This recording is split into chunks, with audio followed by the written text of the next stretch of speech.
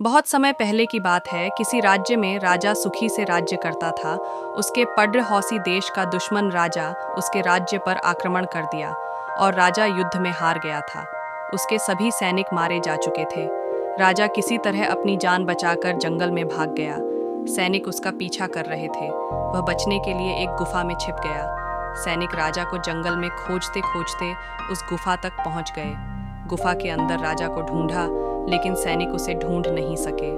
बाहर आकर सैनिकों ने बड़े बड़े पत्थरों से गुफा बंद कर दी। गुफा बहुत गहरी थी।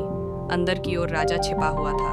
वह काफी थक चुका था। भूख प्यास की वजह से बेहाल हो रहा था। उसके शरीर में ताकत भी नहीं बची थी। शत्रु सैनिक गुफा बंद करके वहां से चले गए तो राजा अंदर बैठा बैठा सोच रहा था कि अब तो उसका जीवन खत्म हो गया।